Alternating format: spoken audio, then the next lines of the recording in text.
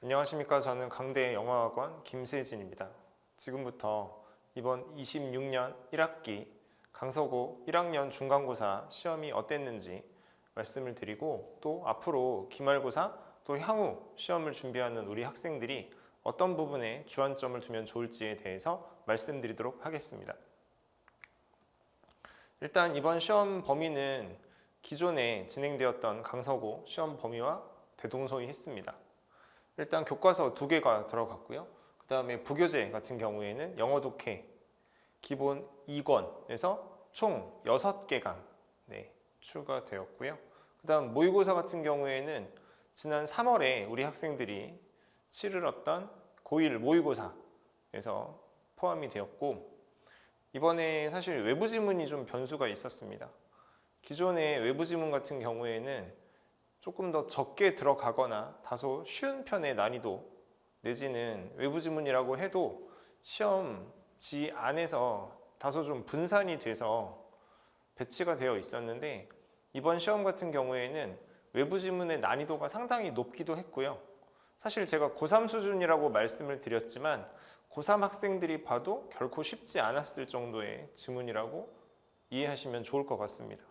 게다가 뒤에서 조금 더 말씀을 드리겠지만 이 정도 난이도의 외부 지문 3문항이 전부 시험지 첫 페이지에 완전 전진 배치되어 있었습니다.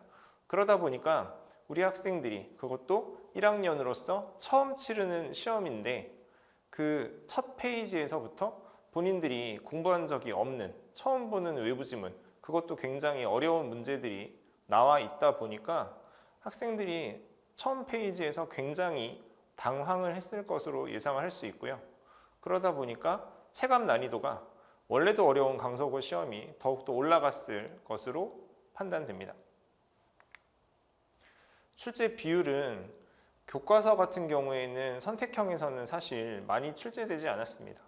원체 교과서 내용이 쉽다 보니까 이 어려운 강서고 시험 문제에 맞추기가 쉽지 않았을 것이고요. 대신에 교과서 많이 출제되진 않았지만 변형의 폭이 제법 있었습니다. 역시 난이도는 상당한 수준이었다라고 말씀드릴 수 있고요. 물론 교과서가 원체 쉬운 거에 비해서는 그렇다는 말씀이고요. 부교재에서 압도적으로 많이 출제가 되기는 했습니다. 선택형과 서술형 포함해서 총 14문항 출제가 되었고요.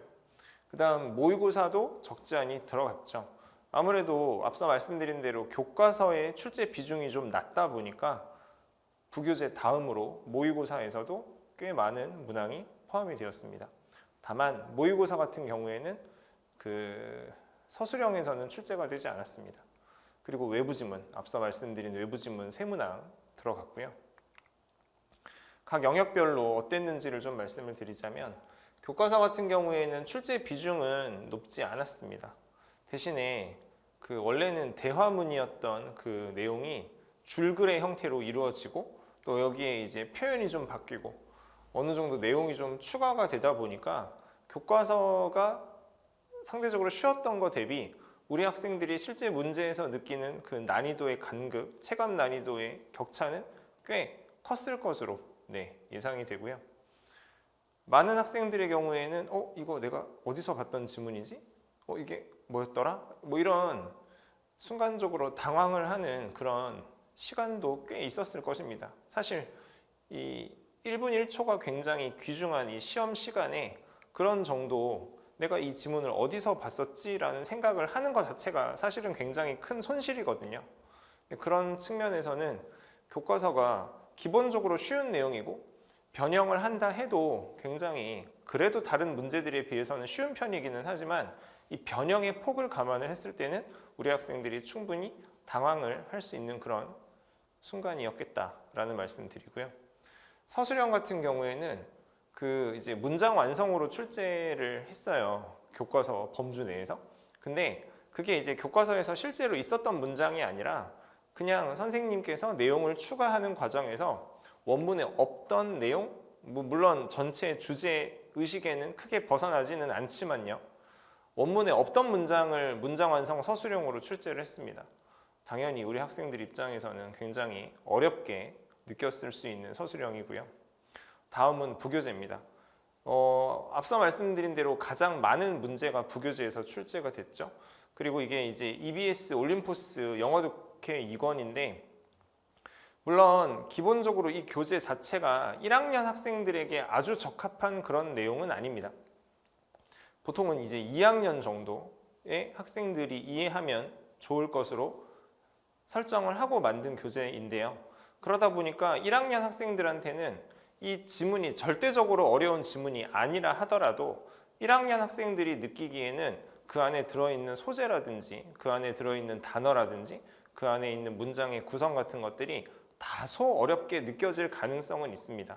절대적으로 어려운 건 아니지만 그런데 그게 그대로 시험에 나오는 게 아니라 단어를 바꾸고 문장 구조를 바꾸는 것에 그치는 것이 아니라 굉장히 많은 거의 뭐 글을 선생님이 다시 쓰기를 했다시피 해서 생각보다 많은 부분에서 변형이 이루어졌어요.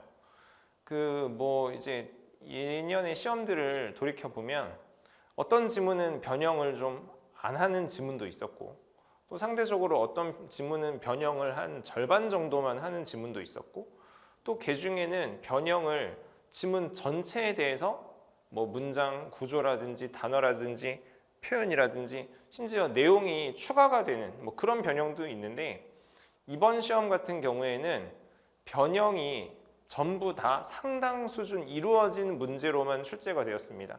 사실상 변형이 이루어지지 않은 지문은 없다고 보면 될 정도입니다. 그러다 보니까 부교재 같은 경우에 1학년들이 생각하기에 그것도 1학년 1학기 첫 시험으로서 약간은 어렵다고도 생각할 수 있는 지문들이 간간히 들어있거든요. 물론 쉬운 아이들도 있지만 그런 것들을 바탕으로 제법 많이 변형을 한 지문이다 보니까 우리 학생들이 강서구 시험이 어떤 시험이구나라는 걸 좀 절실히 느낄 수 있는 첫 시험이었다고 생각을 하고요. 사실 단어를 바꾸고 문장 구조를 바꾸는 것도 우리 학생들한테는 꽤 어려운데 보시다시피 기존에 없었던 내용이 좀 추가되기도 합니다. 기존에 없었던 문장이 추가되기도 하고요. 이러면 새로운 정보를 학생들이 접하는 거나 마찬가지이기 때문에 이거를 시험, 그것도 제한된 시간 내에 빠르고 정확하게 정답을 찾아내야 되는 시험 환경에서는 우리 학생들이 어려움을 굉장히 많이 겪습니다. 그 부교재는 그렇게 출제가 됐고요. 모의고사 같은 경우에도 부교재의 지문을 변형한 것과 유사한 수준으로, 유사한 난이도 정도로 변형을 제법 많이 했습니다. 그러다 보니까 이 모의고사 같은 경우에는 이 학생들이 3월 후반에 시험을 봤잖아요. 그러다 보니까 이 시험 범위에 대한 발표가 공지가 상대적으로 좀 늦죠. 대비도 조금 더 늦게 이루어질 수 있고 그리고 이걸 학교에서 뭐 수업을 막 하는 게 아니다 보니까 상대적으로 모의고사 지문에 대해서는 대비할 절대적 물리적 시간이 좀 적습니다. 그런데 그 모의고사 지문도 그대로 시험에 출제된 게 아니라 굉장히 다양하게 깊은 수준으로 변형을 해서 출제가 됐다 보니까 이 역시 우리 학생들이 문제를 좀 어렵게 받아들일 수 있는 요소가 되었고요. 물론 모의고사에서는 서술형 문제는 출제되지 않습니다. 전부 선택형으로만 출제가 되었고 앞서 제가 잠깐 말씀드렸던 외부 지문 사실 이번 시험이 전반적으로 변형의 수준이 높고 양도 더 많아지고 하다 보니까 우리 학생들이 어렵게 느낄 수밖에 없는 시험이었는데 거기다가 우리 학생들이 생각하는 난이도를 훨씬 더 끌어올릴 수 있었던 요소는 역시나 외부 지문입니다. 기존의 강서구 외부 지문들 치고는 그 첫 페이지에 그것도 인지심리학, 언어학, 뭐 경제 이런 어려운 소재 그리고 읽어봤을 때 지문의 난이도가 꽤 높습니다. 3학년 학생들도 꽤 어렵다고 생각할 법한 내용도 있었어요. 그런 지문들을 첫 페이지에 3문제를 두다 보니까 우리 학생들이 첫 페이지에서 굉장히 많은 시간을 문제를 읽고 푸는데 썼을 것이고 결과적으로 뒷 문제를 풀어낼 충분한 시간적, 마음적 여유가 없었을 가능성이 있습니다. 그래서 변형에다가 이번에는 외부 지문의 난이도 그것도 고등학교 1학년 첫 시험임을 감안했을 때 상당한 수준의 외부 지문이 나왔고 또 그런 문제들이 완전 첫 페이지에 전진 배치되다 보니까 우리 학생들은 시험을 아주 많이 어렵게 느꼈을 가능성이 있습니다. 하지만 분명히 짚고 넘어가야 될 건 보통 강속어 시험이 이런 식이라는 겁니다. 네. 이거보다 뭐 그렇게 큰 차이가 느껴질 정도로 쉽게 출제되는 경우는 없어요. 다만 첫 시험 3학년도 아니고 2학년도 아니고 1학년 1학기로서 첫 시험이면 요거보다는 조금 더 마일드하게 순하게 출제를 해서 우리 학생들이 강속어 시험 특징에 대해서 아 이렇게 출제가 되는구나를 조금 더 수월하게 받아들일 수 있는 기존 시험이 있었던 반면 이번 학기 이번 영어 같은 경우에는 첫 시험부터 우리 학생들이 좀 크게 어렵다고 느낄 법한 난이도로 출제가 되었다. 하지만 다시 한번 말씀드리지만 이 정도 수준이 보통 강속어 시험의 난이도 기준이다라고 봐주셔야 되는 건 분명합니다. 절대 이거보다 더 극적으로 쉽게 나오지 않습니다. 이 정도 수준이 유지가 된다고 봐주시는 게 좋고요. 그래서 좀 총평을 드리자면 첫 번째, 우리 학생들이 그 강속어 시험지를 처음에 딱 읽었을 때 그리고 시험을 치르고 나서 보통 하는 이야기가 선택지 이야기를 합니다. 왜냐하면 다른 학교 시험 대비 그 다음에 학년의 어떤 보통 모의고사 문제 대비 그 지문의 길이가 상대적으로 길고요. 그리고 그 지문에 들어갈 말들의 선택지의 길이도 좀 더 여느 학교나 여느 문제집들보다 길어지고요. 그리고 그 선택지에 들어가는 어휘 또한 1학년 수준을 상회하는 그런 정도의 어휘들로 채워집니다. 그러다 보니까 지문을 읽는 것도 힘들고 그러다 보니 내용이 다 파악이 안 된 상태에서 선택지마저 어렵고 까다롭게 나오다 보니까 정답을 고르기가 너무 어렵다는 거죠. 그래서 선택지가 역시나 이번 시험에서도 뭐 늘 강속어 시험이 그렇습니다만은 매력적인 오답, 우리 학생들에게 어휘가 상대적으로 부족하고 시간이 부족한 상황에서 긴 문장과 구문을 읽어내는데 상대적으로 어려움을 갖는 우리 1학년 학생들 입장에서는 충분히 매력적으로 보일 수 있는 오답들이 굉장히 많았다는 겁니다. 그거 굉장히 중요한 그리고 앞으로 시험 대비를 할 때 있어서 여러분들이 유념하고 준비해야 될 포인트가 되고요. 다음은 역시나 이야기하지 않을 수 없는 변형입니다. 그 어휘를 바꾸는 것뿐만이 아니라 문장 구조를 바꾸는 것 플러스 원래는 긍정문이었던 것을 부정문으로 변형을 한다든지 하지만 전체적인 주장과 주제는 크게 바뀌지 않죠. 여기에다가 내용을 추가를 합니다. 기존에 없었던 내용이라든지 혹은 기존에 없었던 문장이 추가가 돼서 결과적으로 양이 더 풍부해지고 내용이 더 복잡해지는 양상을 띠게 되죠. 그렇게 되면 우리 학생들은 평소 본인이 읽었던 지문 대비 길이도 늘고 하다 보니까 시간의 압박을 굉장히 많이 받습니다. 이번 시험이 사실 이전 이 강속어 시험들과는 달라진 점이 하나 있어요. 시험 시간이 조금 줄고요. 그 다음에 문제 수가 소폭 줄었습니다. 그래서 학생들 입장에서는 그러면 난이도가 조금 더 가벼워지고 쉬워질 수도 있지 않나라는 생각을 했을 수도 있지만 역시나 문제 수가 줄고 시간이 줄었지만 그 지문 하나하나를 굉장히 타이트하고 팽팽하게 출제함으로써 이번에도 역시나 우리 학생들은 시간의 압박을 좀 많이 느꼈을 것 같습니다. 마지막은 어법입니다. 이 어법에 관련된 문제도요.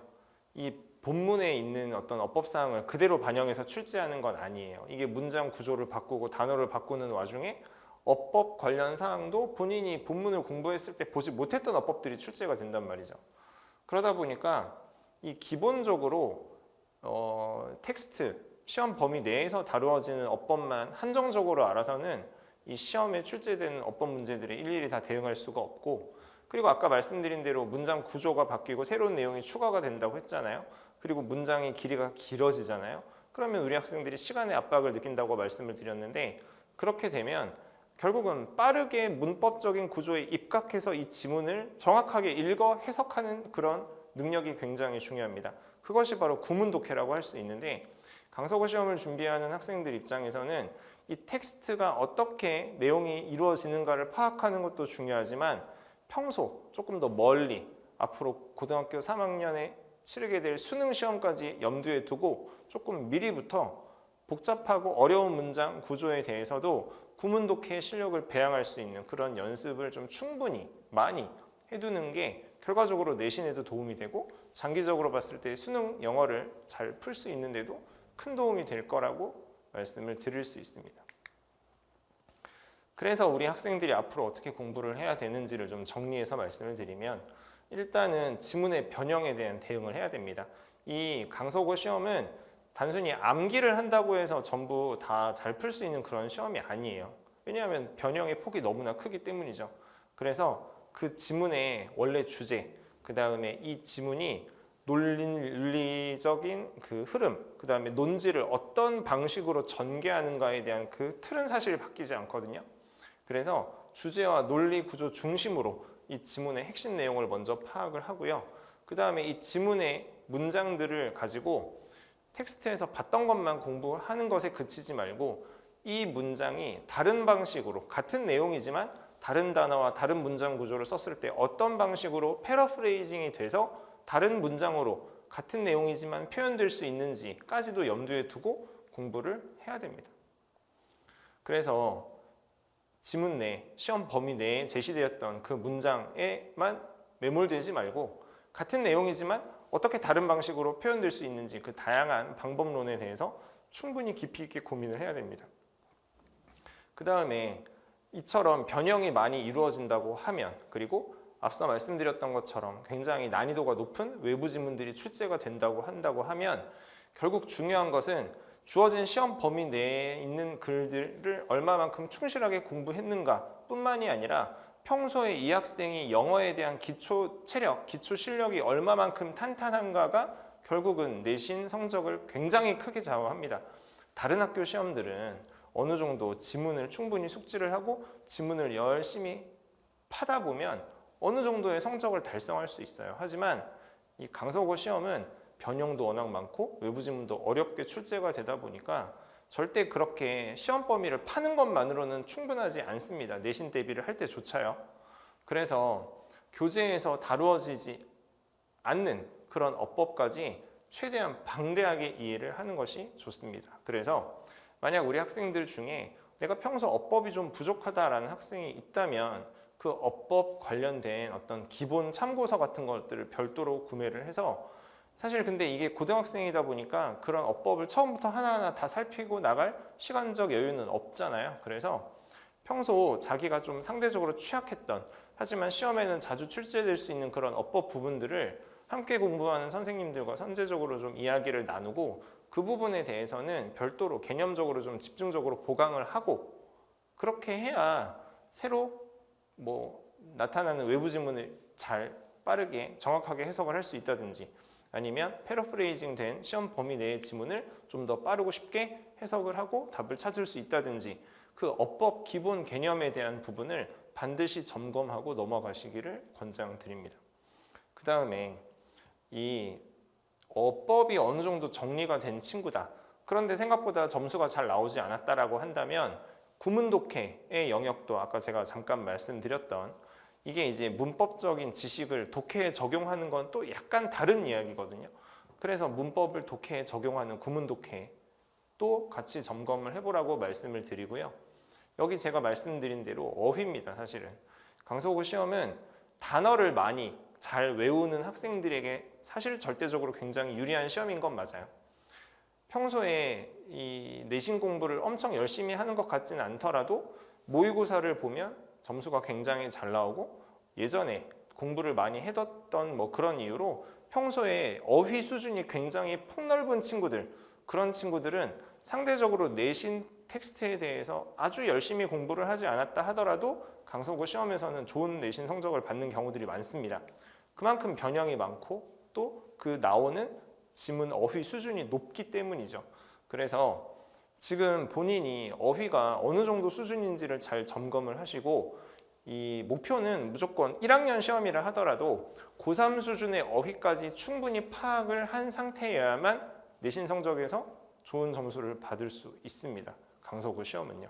그래서 어법, 어휘 이 두 가지가 내신을 위해서, 물론 나아가서 수능 영역의 그 수능 영어의 점수를 위해서도 굉장히 중요한 대비가 될 겁니다. 그래서 결론을 좀 말씀을 드리면 그냥 이 내신 대비를 하면서 그 안에 있는 텍스트들에 대해서 철저히 준비를 하는 것도 물론 중요하지만 어법과 어휘에 대한 기초 실력, 기초 체력을 굉장히 튼튼하게 채워둬야 결과적으로 내신 성적을 잘 받는데 더 다른 학교에 비해서 크게 그런 부분들이 영향을 끼칠 수 있는 그런 학교 시험이 바로 강서구 시험이다라고 말씀을 드리겠습니다. 제가 운영하는 강서구 전문반 같은 경우에는요, 일단 기본적으로 지문에 대한 완벽한 분석이 전제가 되고요. 제가 이제 수업 시간에 많이 강조를 하는 것들이 단순히 이제 뭐 암기를 하는 것 이런 것뿐만이 아니라 그 기본 개념에 대해서 얼마나 그러니까 어법을 잘 이해하고 있는지, 그 다음에 단어 같은 경우에도 그냥 이 단어 외우는 걸 유독 힘들어하는 친구들이 많죠. 근데 그것도 그 단어의 어떤 어원이라든지 그 단어에 자주 나오는 파생어라든지 관련된 유의어, 반의어 이런 것들을 좀 그룹을 묶어서 클러스터를 만들어서 단어를 외우면 상대적으로 기억에 오래 남거든요. 그런 부분들에 있어서 우리 학생들이 조금 더 단어를 편하게 오래 기억에 남길 수 있게 어휘에 대해서 스토리텔링을 좀 제시를 하는 것들, 이런 것들을 저는 굉장히 중요하게 여기고 수업을 하고 있습니다. 그 다음에 자꾸 말씀을 드리는데 강서구 시험은 변형이 중요하기 때문에 패러프레이징을 가지고 우리 학생들에게 제시를 하는 부분에 대해서도 굉장히 강조를 하고 있고요. 그 다음에 이제 시험에 앞서서 우리 학생들이 얼만큼 지금 진도를 나갔고 또 여기에 있어서 성취도를 보이고 있는지 점검하는 과정 매우 중요하죠. 그 부분을 굉장히 강조를 많이 하고 있습니다.